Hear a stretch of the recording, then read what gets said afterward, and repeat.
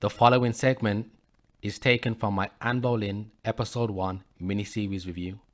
You can watch the full video for free in its entirety on KMZ History Patreon. It appears that Thomas Boleyn shared Thomas More's views that... Now, by the way, Thomas More was basically the Chancellor of England at the time. Now, I just want to show you something real quick. We're going to take a look at the coats of arms of Thomas More.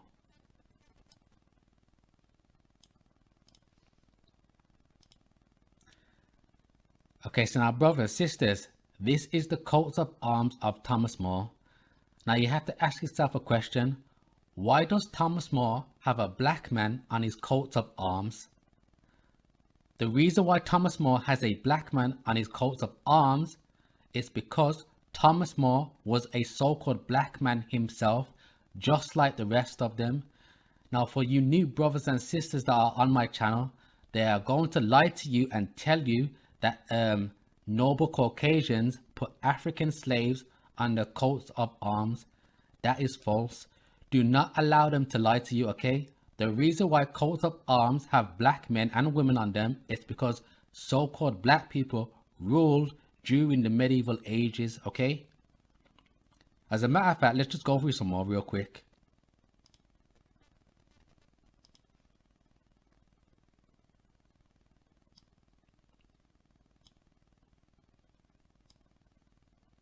One second.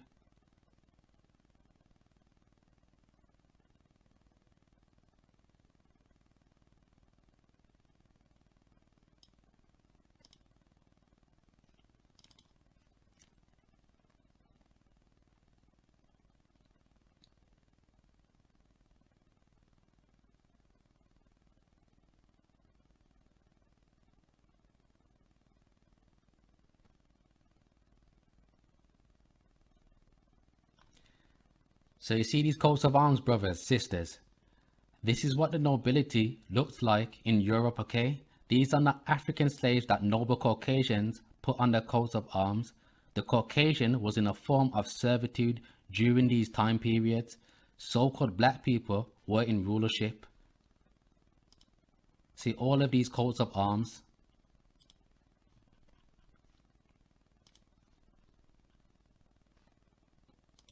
And once again, brothers, sisters, they will tell you that these are African slaves that they put on the coats of arms. That is a lie. Now, brothers, look at this. What type of slave has a crown on their head? It doesn't even make any sense. Only kings, queens, princes, princesses wear crowns. Rulers wear crowns. Slaves don't wear crowns, and slaves are not put on coats of arms and family crest. See Andrew's family crest. Look at all of these. And these are all European coats of arms, brothers, okay?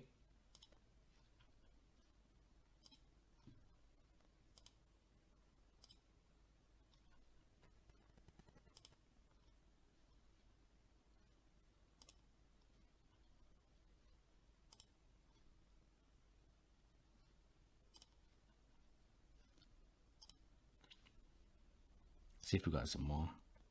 I have all of these coats of arms scattered all over my computer. Where will it be?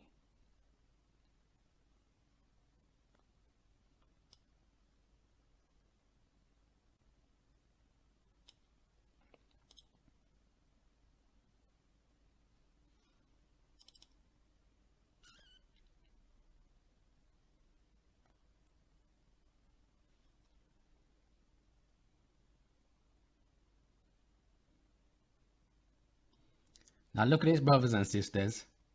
Does this look like an African slave to you? As you can see, the black man with the golden pendant, the golden necklace, the one hoop golden earring, and a golden crown on his head.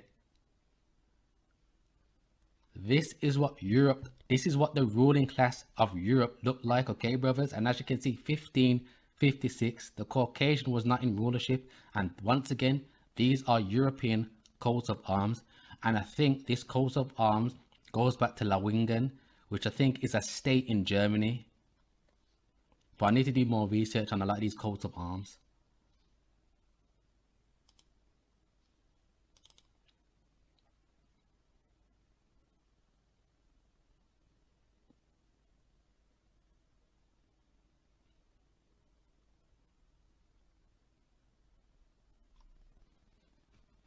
See, now here you have another one.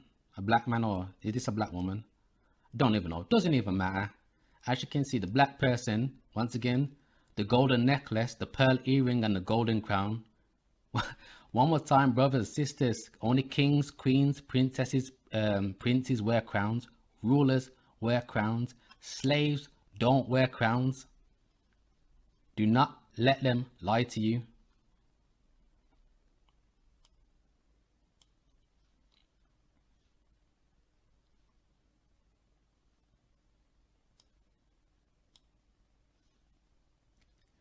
You know, we go through these another times. I have a compilation video on my YouTube channel, KMZ History anyways, of 100 coats of arms. But once again, brothers, this is the coats of arms of Thomas More, and we may touch on him more later. So-called black people, these are not slaves. These are coats of arms of the European nobility in the Middle Ages. This is what they looked like. And as you can see, they have crowns, they have golden earrings, they have headbands, they have the adorned and decorative shields, what have you. They're wearing golden necklaces. But somehow, some way, they're going to try and tell you that these are slaves, or they're going to say that it's Saint Maurice. How can all of these be Saint Maurice all at the same time? One more time, brothers and sisters, so-called black people were in rulership during the Middle Ages, okay? They have gone through great lengths to cover up history. Do not allow them to lie to you. So now with that being said, brothers, of course, ignore these two fake whitewash portraits here, because Louis XII and Mary Tudor were both so-called black people.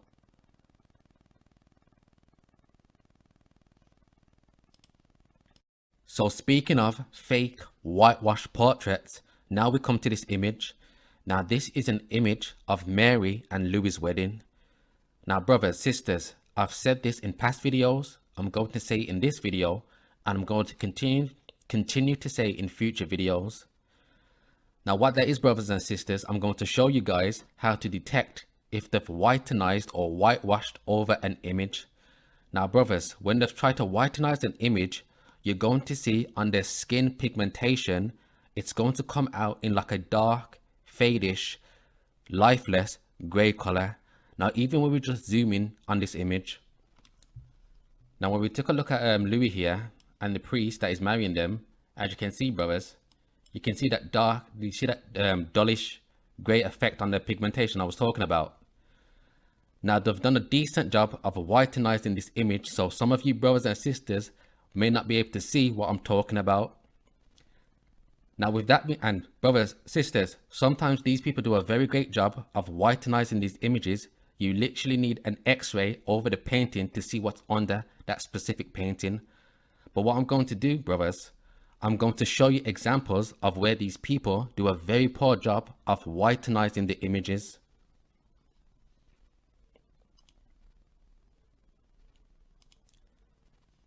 Okay, so now this is an illuminated manuscript of Isabella of France with Roger Mortimer from the British Library.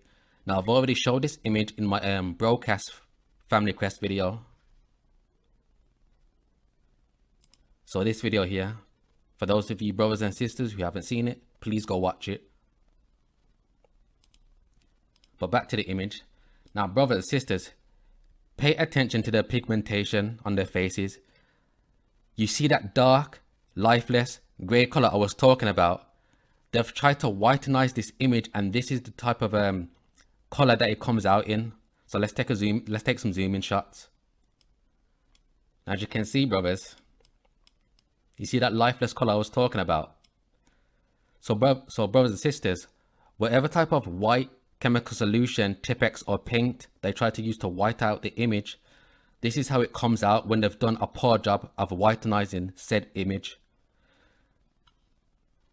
Now with that being said, because obviously the majority of people are not going to look for black people in Europe, let alone ruling Europe, they're going to tell you, as most of you should already know now, an image like this got dark over time due to old age, or it got dark over time because it was hung up in a monastery and the incense smoke darkened the image. But like I always say in my videos, brothers, notice how this darkening effect always seems to affect the part where it shows their skin pigmentation.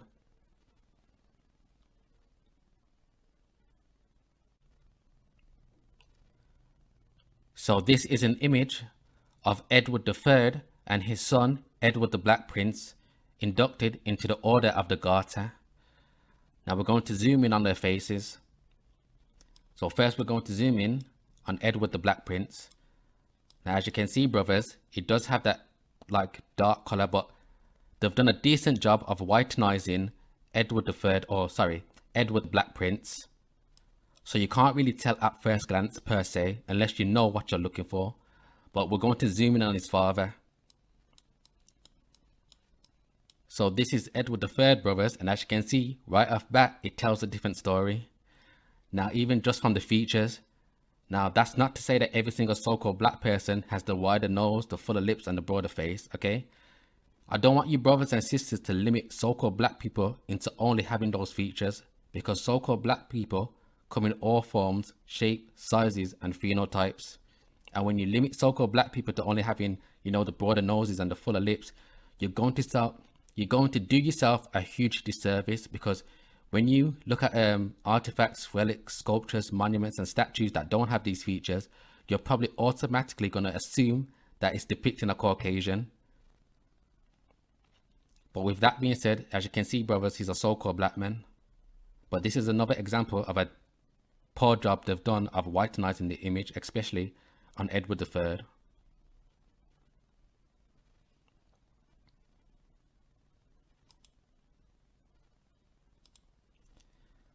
So now this is an image of Charles V, King of France, giving back his sword to Bertrand. Now Bertrand was basically High Constable, and right off bat, you can tell that these were so-called black.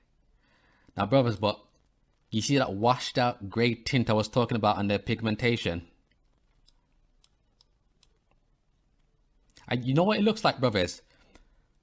When it comes to this dull grey color that they have, it looks like, you know, when you have a stain on something and you try to scrub it out and it leaves like a smudge effect. That's what I've noticed all of these paintings look like, with this dark, lifeless grey fade on their pigmentation. And as you can see, Bertrand here is rocking the fro. Once again, brothers and sisters, all of these people were so-called black. But let's take a look at some more images where they do a poor job of whitenizing the images.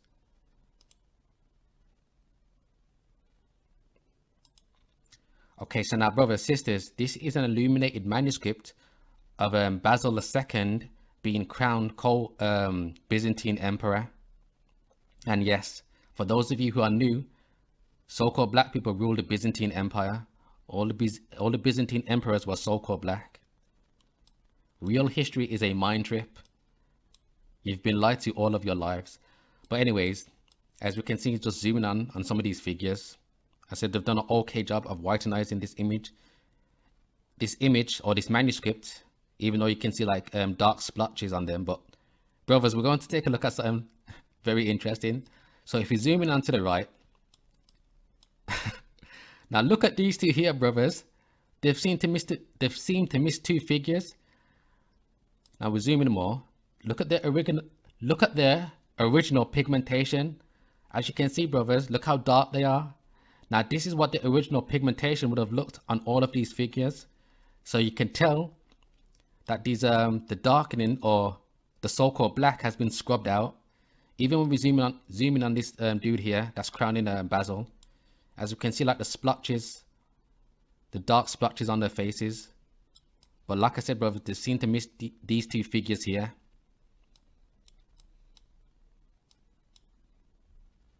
Another example of poor whitenizing.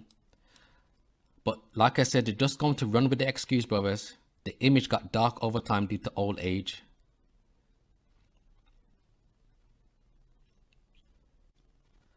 So this is a painting depicting the assassination of Thomas Becket. Now, Thomas Becket was former Lord Chancellor and eventually Archbishop of Canterbury. Now, I may do a separate video going into this event, but just to make a long story short, Henry II had an issue with the clergy. Now, the reason why he had an issue with the clergy is because the clergy was not subjected to common law. Now, what does that mean? Basically, brothers, when members of the clergy committed crimes, they were subjected to the judgment of the church, which means that Henry II couldn't do anything about it. So, for example, let's just say one of the members of the clergy committed murder, and the punishment for murder by common law was to be thrown into prison or to be offed yourself. Well, the clergy was able to bypass judgments like that by getting judged by the church and being forgiven of their sins, which of course Henry II had a major issue with. So Henry II had Thomas Becket installed as Archbishop in order to basically dismantle the clergy from within. The man Thomas Becket, who he had installed, didn't really do what Henry II put him in place to do, and he pretty much had his own interest and he went his own way. And this basically led to the assassination of Thomas Becket. But that's just a over summarized event of things. Like I said, I may do a separate video going into more fine print details on this event. But with that being said, once again, brothers, let's take a zoom in. Let's zoom in. Now, what do we see? That dull grey fadeish color on the pigmentation. See here, here. Another extremely poor job of whitenizing this image. But brothers, one more time, going on the narrative, it got dark over time. Why didn't this same dark grey effect affect their garments? Shouldn't their garments be the same complexion as the skin pigmentation? If going on the narrative, it got dark over time. It's funny how that always works out, isn't it?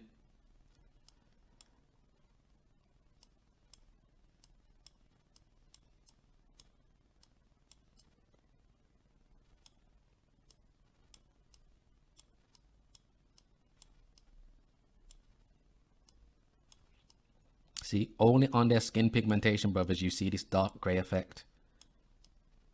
That lifeless color.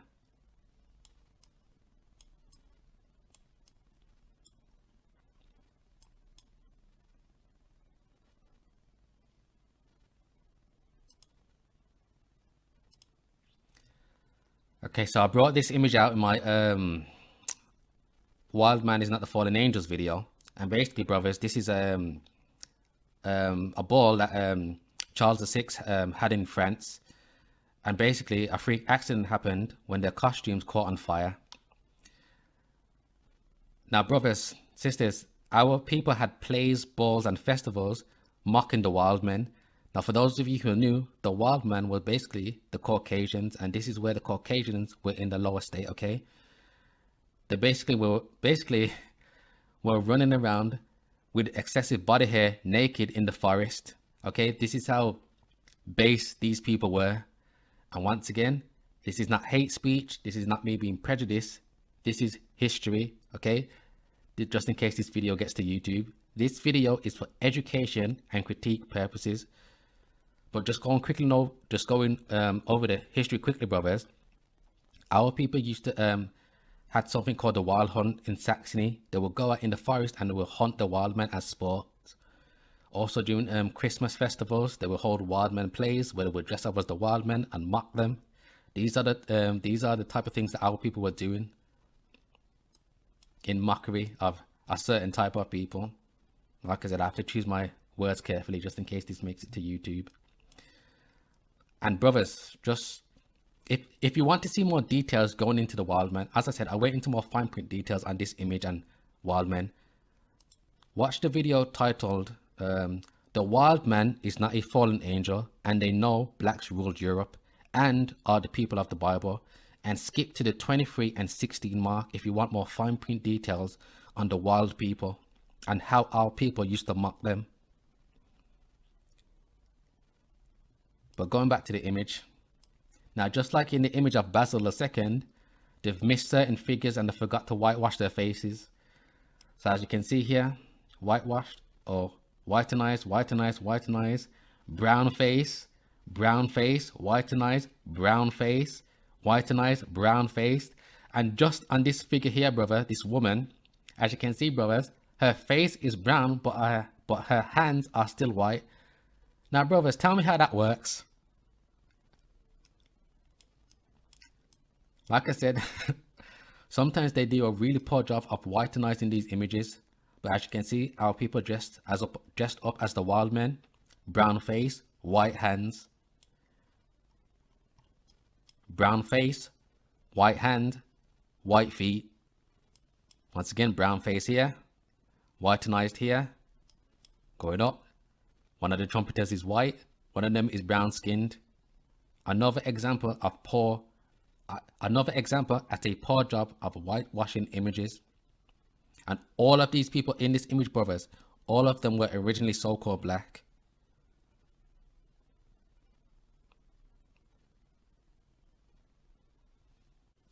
So now we're going to take a look at some images, or a few images, which have not been whitewashed, and we're going to see what these images look like in the original pristine condition. So starting off with this first image here, brothers, this is an image depicting Louis XI, King of France. And as you can see, everybody in this image is a so-called black man. So let's zoom in real quick. See, brothers, there's no getting around this image right here.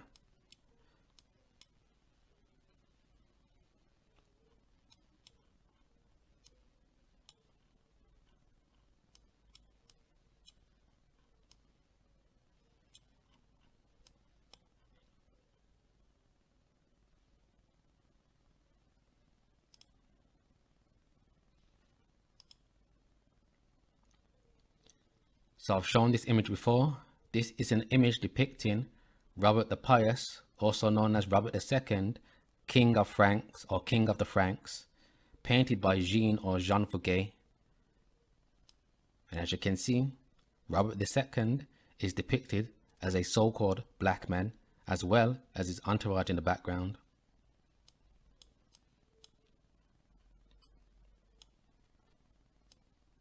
And you see what these images look like when they haven't been whitewashed, brothers.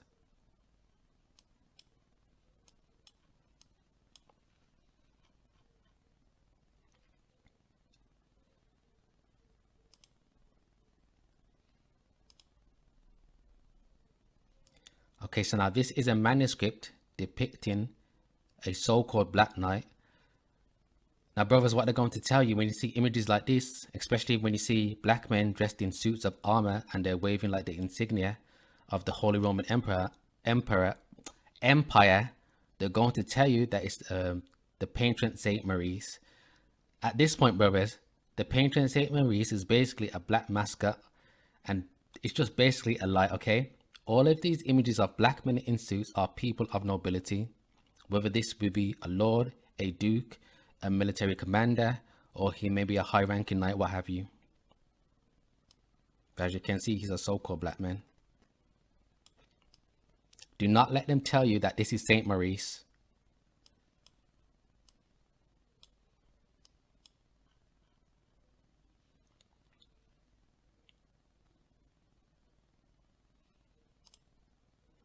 Okay, so now, brothers, sisters, this is most likely the real image of Charles IV, Holy Roman Emperor.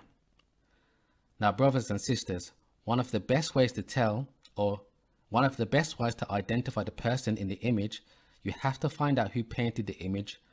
Once you find out who painted the image, look up their record, because a lot of these painters, brothers, were the personal court painters of kings, queens, lords, dukes, what have you. Now, the person who painted this was a man named Theodoric of Prague, and he was one of the personal court painters of Charles IV. So we're just going to go over it real quick. So Master Theodoric was a Bohemian painter. He is the best documented Bohemian Gothic painter. He was the favorite court painter of Charles IV, Holy Roman Emperor. Okay, so now brothers, by deductive reasoning, if this person was the favorite court painter of Charles IV, if Theodoric painted this image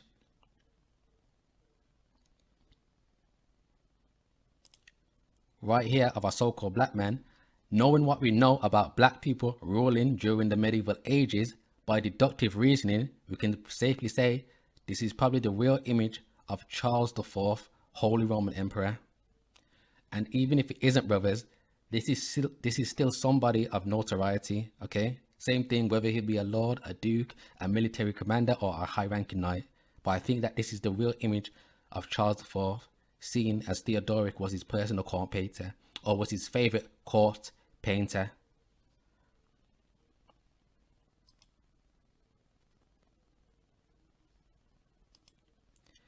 Okay, so now this is a manuscript of some Vikings, specifically Sweyn and the Danish, landing in England.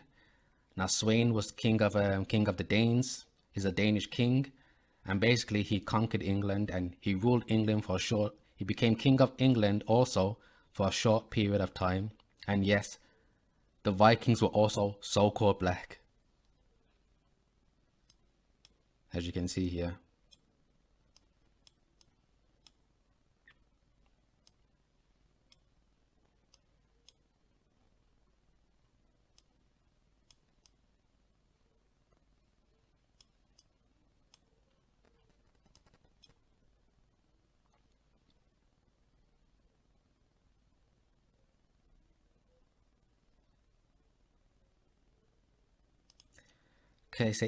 Okay, so I've already made a video on this dude. This is an image of King John VI of Portugal.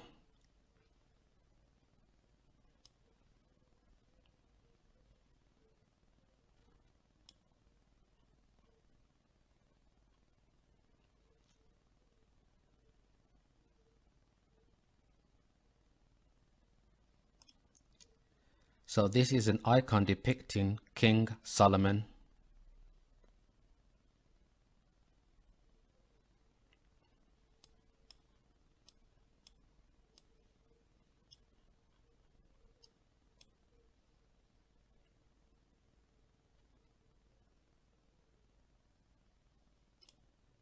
Here's another icon depicting King Solomon.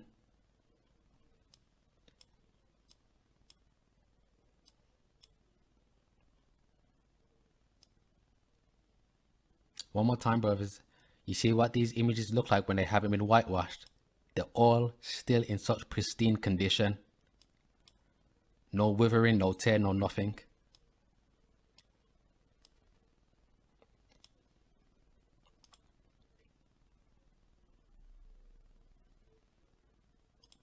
So now this is an icon of Saint Nicholas.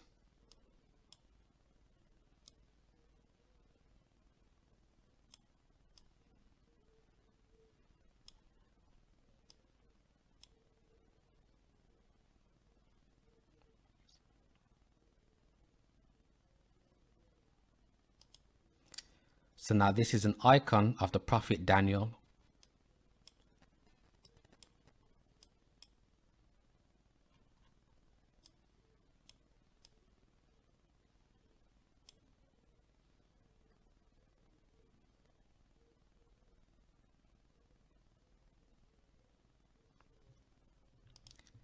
Okay, so now this is an icon titled Icon of the Nativity of the Blessed Virgin Mary, sewn in gold.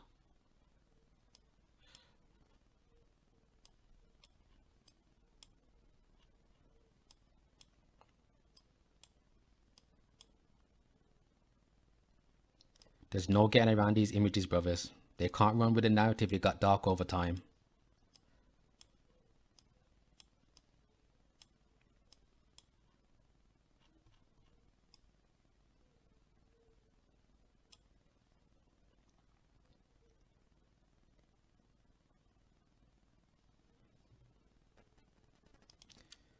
So now this is a wax effigy showcasing Charles II, also known as the Black Boy. And as you can see, he's described here as swarthy and being of a dark complexion. And like I said, a lot of you have seen a lot of these images already before. especially if you've been on my channel for a while.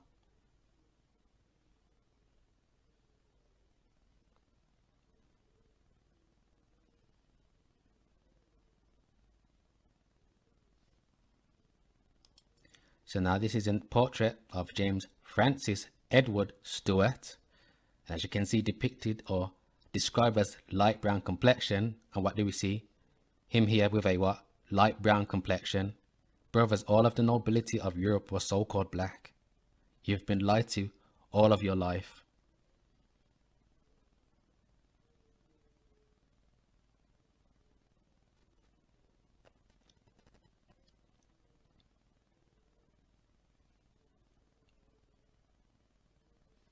And we're just going to end it off with this one. So, brothers, this is a icon or portrait, what have you, depicting Constantine the Great and his mother, Helen. Like I said, so-called black people also ruled Byzantium. All of the Byzantine emperors were so-called black.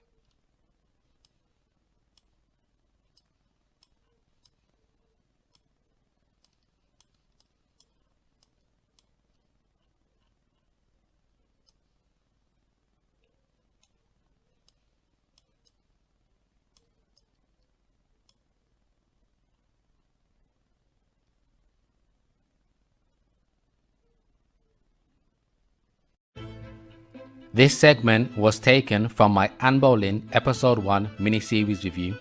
You can watch the full video for free on KMZ History Patreon. Click the link in the description box or click the link on the pinned comment.